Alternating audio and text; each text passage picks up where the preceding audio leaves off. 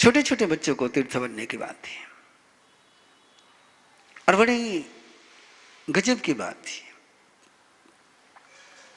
और बने वहां पर बहुत सारे परिवार, सामूहिक रूप से उन परिवारों ने आकर के समझा और छोटे छोटे बच्चों ने भी जीवन को स्वीकार किया। बस उनके लेवल पर समझाने का वो एक तरीका था। अब छोटे से बच्चे थे 8-10 साल के, अब उनको चौथा व्रत कैसे समझाना। तो मेरे पास एक मां ने कहा कि महाराज साहब बाकी बातें तो समझा देंगे, लेकिन ये चौथा व्रत तो उनके समझ में नहीं आएगा, कैसे समझाए। मैंने कहा ओके, देख लेंगे, बच्चों को ले आओ। और बच्चे आए और मैंने उनको पांचवें अनुव्रत समझाते समय, चौथे अनुव्रत की बात करते समय उनको कहा कि तुम मूवी देखते हो ना, फिल्म देखते हो, पिक्चर देखते हो? बोले देखते हैं। उसमें जो हीरो और हीरोइन जो खेल खेलते हैं वो जिंदगी में नहीं खेलना बिना शादी हुए, इसका तुमको नियम है। समझ गए बच्चे? तो ऐसे ही एक, क्योंकि परिवार तीर्थ बनेगा तो ही काम चलेगा। यदि आपके परिवार में अनर्थ का सोच चलता रहेगा, अनर्थ के वाइब्रेशन रहेंगे, अनर्थ का व्यवहार रहेगा, व्यर्थ में परिवार की फालतू की चर्चा चलती रहेगी, इसके कपड़े धो, उसके कपड़े धो, उसके कपड़े धो, उसके कपड़े धो। ये सारे दूसरों के कपड़े आपके घर में जब धोते हैं आप लोग, तो आपके घर में कौन से वाइब्रेशन क्रिएट करते हैं आप? आपके घर का माहौल कौन सा बनता है? आपका उपयोग, आपका चिंतन, आपकी एनर्जी किस में लग रही है? उनके कपड़े साफ नहीं हो रहे, तुम्हारे कपड़े गंदे हो रहे हैं। Why? किसी का पोस्टमार्टम करने की आदत क्यों लगाते हो तुम लोग? तो ये परिवार को भी अपने को तीर्थ बनाना है, व्यक्ति को भी तीर्थ बनाना है और संघ को भी तीर्थ बनाना है। केवल व्यक्ति तीर्थ बन जाए काम नहीं चल पाएगा। भीष्म पितामह बहुत पवित्र थे, कुंती बहुत पवित्र थी, गांधारी बहुत पवित्र थी, लेकिन अकेले भीष्म पितामह के पवित्र होने से कोई गुरुकुल की रक्षा हो पाई? एक व्यक्ति के सुधरने के कारण से परिवार सुधर जाता है, ऐसा आप लोग सुनते आए। मैं उससे सहमत नहीं हूं कि व्यक्ति के सुधरने के कारण से उसका दोस्त भी सुधर जाए तो बहुत है। एक व्यक्ति के सुधरने के कारण से परिवार नहीं सुधरता, लेकिन परिवार सुधरा हुआ तो व्यक्ति सुधर जाता है। उल्टी बात कर रहा हूं मैं आपसे। फैमिली यदि सुधर गई तो व्यक्ति के बिगड़ने की संभावना समाप्त हो गई, और समाज सुधर गया तो परिवार के बिगड़ने की संभावना समाप्त हो गई। इसलिए यात्रा जो चलनी है अपनी अगले तीर्थ बनने की, व्यक्ति ने भी तीर्थ बनना है, परिवार ने भी तीर्थ बनना है और संघ ने भी तीर्थ बनना है। मैं आज केवल आपको आउटलाइन दे रहा हूं। सोचिए, संघ की मीटिंग होती है, समाज की मीटिंग होती है, कहीं पर भी, वो वडगांव शहरी हो कि बेंगलोर हो कि चेन्नई हो कि दिल्ली हो कि गिल्ली हो, हर जगह पर संघ की मीटिंगें होती हैं। आप जरा सोचिए, उस संघ की मीटिंग में सहभागी होने वाले सदस्य एक छोटा सा नियम ले लें कि हम इस मीटिंग में फालतू की बात नहीं करेंगे और प्रॉब्लम हो जाए ऐसा नहीं बोलेंगे। हम केवल समाधान की ही बात करेंगे, हम केवल सॉल्यूशन की ही बात करेंगे, हम केवल सुलझने की ही बात करेंगे, हम उलझने की बात नहीं करेंगे। तो संघ कैसा बनेगा? उस मीटिंग में सौहार्द भाव का जागरण होगा या कटुता निर्माण होगी? यदि इतना सा नियम संघ की मीटिंग के लिए लागू हो गया कि संघ के मीटिंग में फालतू की बात कोई नहीं करेगा, जिसका कोई मतलब नहीं, वो बात नहीं करेंगे, और जिसके कारण से समाधान नहीं होता है ऐसी बात नहीं बोलेंगे। जिसके कारण से प्रॉब्लम आ जाए, दुराव आ जाए, वैर भाव का जागरण हो जाए, कषाय बढ़ जाए, विरोध बढ़ जाए, संघर्ष हो जाए, ऐसी बात नहीं करेंगे। और ऐसी यदि संघ की मीटिंग होने लग जाए तो संघ तीर्थ बनेगा या नहीं बनेगा? निश्चित रूप से बनेगा। चाहे वो संघ हो, चाहे ट्रस्ट हो, चाहे कॉन्फ्रेंस हो, कहीं पर किसी भी लेवल पर यदि ये छोटे से भगवान महावीर के सूत्र का परिपालन हो गया कि व्यर्थ नहीं करेंगे और अनर्थ नहीं करेंगे, व्यर्थ को समर्थन नहीं देंगे और अनर्थ को प्रोत्साहन नहीं देंगे, व्यर्थ से सहमत नहीं होंगे, अनर्थ से सहमत नहीं होंगे। यदि भीष्म पितामह, मैं अगली बात कर रहा हूं आपसे, यदि भीष्म पितामह जिस समय द्रौपदी का चिरहरण हो रहा था उस समय यदि असहमति व्यक्त करते कि मैं इससे सहमत नहीं हूं, रोकना नहीं रोकना अलग बात है, विरोध करना नहीं करना अलग बात है, लेकिन कम से कम भीष्म पितामह यदि वो राज्यसभा में खड़े होकर कहते कि मैं इससे सहमत नहीं हूं, जो हो रहा है वो योग्य नहीं है। शायद हो सकता है कि किसी व्यवस्था के कारण से वो विरोध नहीं कर पा रहे होंगे, हो सकता है कि किसी मर्यादा के कारण से विरोध नहीं कर पा रहे होंगे, लेकिन विरोध नहीं करना ओके, लेकिन असहमति व्यक्त करते हैं कि ये गलत हो रहा है, मैं इससे सहमत नहीं हूं। और यदि भीष्म पितामह द्रौपदी के सवाल के जवाब में कहते कि नहीं, तेरे साथ जो हो रहा है वो अयोग्य है, वो गलत है, वो अधर्म है, वो अनीति है, वो अन्याय है, वो अयोग्य है, वो अनुचित है, यदि अपनी असहमति व्यक्त करते हैं तो अगला परिणाम कितना चेंज हो जाता है। इसलिए ध्यान में रखिए,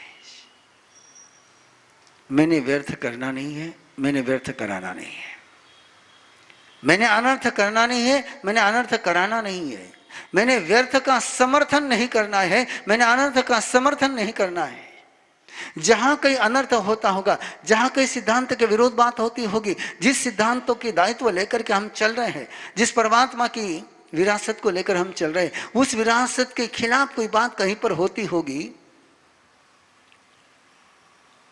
एक साधु होने के नाते के, एक श्रावक होने के नाते से वैर नहीं करेंगे, वही मनुष्य नहीं बढ़ाएंगे,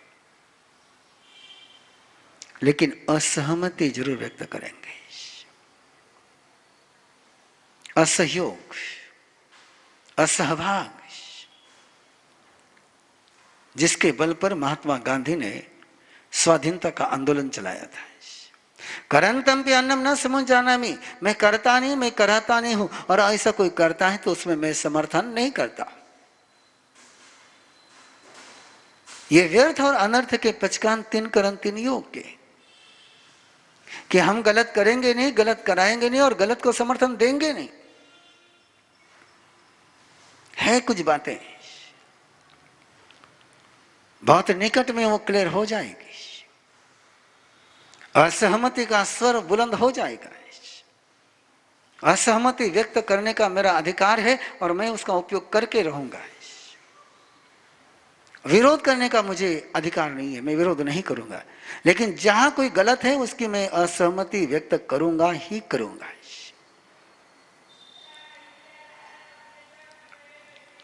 और जो गलत के साथ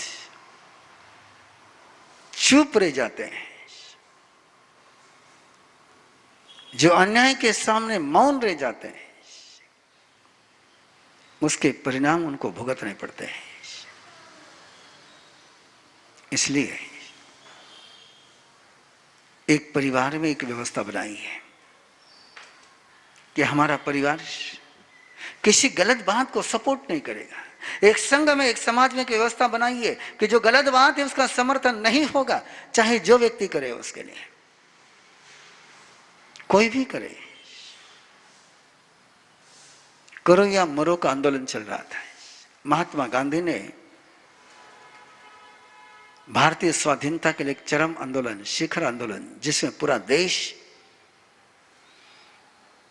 बहुत आस्था से सक्रिय हो गया था। करो या मरो, डू और डाई। अहिंसक आंदोलन था, नॉन वायलेंस था, हिंसा करने की परमिशन नहीं थी। और उस सारे आंदोलन के बीच चौरी चौरा गांव में कई आंदोलनकारियों ने, कई सत्याग्रहियों ने वहां के पुलिस चौकी पर हमला किया। वहां उन्होंने आगजनी करी, आग लगाई। और एक खबर जैसी महात्मा गांधी के पास पहुंची, आंदोलन बिल्कुल तूफान पर था, चरम पर था, जीत पास में दिख रही थी। लेकिन जैसे चौरी चौरा कांड हुआ है, महात्मा गांधी ने उस आगजनी घटना से अपने असहमति व्यक्त करते हुए कहा कि यदि ये गलत हो रहा है और ऐसा आगे गलत होने वाला होगा तो मैं इस आंदोलन को वापस लेता हूं, मैं आंदोलन बंद करता हूं। एक पूरा देश जिस उत्साह में था वो रुक गया है। बहुत टिप्पणियां हुई, लेकिन महात्मा गांधी अपने सोच में क्लियर थे कि मुझे गलत रास्ते से मंजिल नहीं पानी है। मैं सही मंजिल पर पहुंचने के लिए गलत रास्तों का प्रयोग नहीं करूंगा। ये साधन शुचिता का सोच, ये बहुत जरूरी है। और इसलिए तीर्थ बनने की बात की प्रैक्टिकल कल से शुरुआत होगी। उसके पहले आज फिर एक बार देखिए अपने जीवन में स्वयं के द्वारा कहां फालतू का बोला जाता है, कहां फालतू का सुना जाता है, जिसके कारण से अपना नॉलेज नहीं बढ़ता है, जिसके कारण से अपनी भावनाएं शुद्ध नहीं होती है, जिसके कारण से अपना व्यक्ति का विकास नहीं होता है। ऐसा जब भी आप सुनते हैं, आप स्वयं को तीर्थ बनाने के रास्ते पर एक बाधा उपस्थित करते हैं, जिसके कारण से स्वयं का मन डिस्टर्ब होता हो, माइंड डिस्टर्ब होता हो, विचार डिस्टर्ब होते हो, भावना में क्षोभ आता हो। ऐसी बातें क्यों सुने, किस लिए सुने? मैंने मेरे जिंदगी में एक नियम बनाया हुआ है कि किसी के मुंह से किसी की निंदा नहीं सुननी। अपने कान को खराब करने का अधिकार किसी को नहीं देना, कि मुझे पता है कि कान खराब हो गया तो मन खराब हो ही जाना है। और मन को खराब नहीं करना है, जुबान को खराब नहीं करना है, तो कान को खराब मत होने दीजिए। जरा सोचिए इस बात पर, क्या आप ऐसी गाली दे सकते हो जो आपने सुनी नहीं है? ऐसा पाप आप सोच सकते हो जो आपने सुना नहीं है? बिना सुने कोई भाषा नहीं आती है। नफरत की भाषा आने के लिए भी नफरत की भाषा सुननी पड़ती है। जुबान पर गाली तभी आती है जब गाली सुनी जाती है। गाली सुनी ना जाए तो जुबान पर गाली आ नहीं सकती है। अपने कान को गंदा नहीं करने देना किसी को। और तुमने यदि अपने कान को बचा लिया तो तुम्हारा मन सुरक्षित हो गया। मन का दरवाजा है कान। आंख होने के बाद संधि नहीं होता है, कान के बाद मन की प्राप्ति होती है।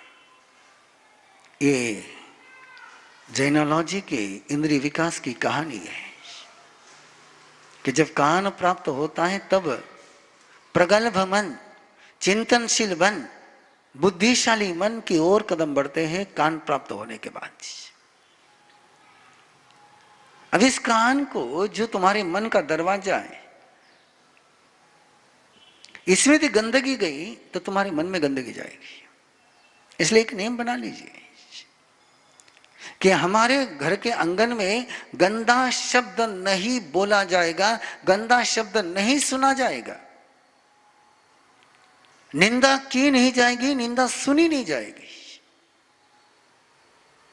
लेकिन लोगों को आदत लगी रहती है।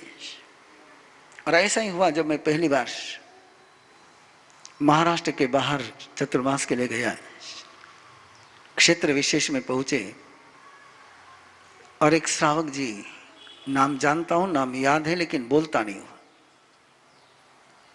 एक श्रावक जी आए और उस प्रांत के कुछ संतों के विषय में उन्होंने कपड़े धोने शुरू करे। मैंने उनको कहा, श्रावक जी आप उनसे जाकर के बोलिए ना, मेरे पास क्यों बोल रहे हो? उनकी बात उनसे करो ना, मेरे से क्यों कर रहे हो? नहीं, बोले महाराज साहब आप जान लो। मैंने कहा मुझे नहीं जानना है।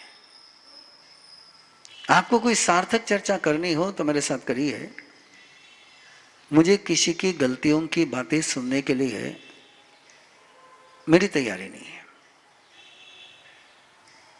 श्रावक जी उठ करके चले गए। 2-3 दिन फिर आए नहीं। 4-5 दिन के बाद कहीं मिले। मैंने कहा आप आए नहीं। बोले क्या करूं आकर के, आप तो सुनते नहीं हो। हाँ, मैंने कहा नहीं सुनता हूं। और मैंने देखा कि उधर हर गांव में ये हालत है, तो मैं जहां भी जाता हूं डिक्लेयर कर देता कि मेरे पास आकर के किसी ने भी निंदा पुराण नहीं लगाना। और मैं बच गया, मैं पूर्णतः बच गया। इसलिए फालतू की पंचायत करने वाले लोग मेरे पास आते ही नहीं है। और कोई भूल चुक करके आ भी गया तो मैं इसको रोक देता, भैया चुप, मुझे ये नहीं सुनना है। क्यों अपने कान खराब करने हैं? क्यों अपना टाइम बर्बाद करना है? क्यों अपना समय बर्बाद करना? और समय बर्बाद कर करके अपने मन को क्यों गंदा करना, कान को क्यों गंदा करना? इसलिए एक नियम बनाइए स्वयं के लिए, कान में मैं गंदी बात नहीं जाने दूंगा, निंदा की बात नहीं जाने दूंगा। स्वामी समर्थ रामदास ने मनाचे श्लोक में यही बात कही, पापाचे वचन नको माझ्या काना। त्यागुनी में बहरा, उसके बजाय मैं बहरा रह जाऊं अच्छा है। गलत बात सुनने की बजाय बहरा होना अच्छा है।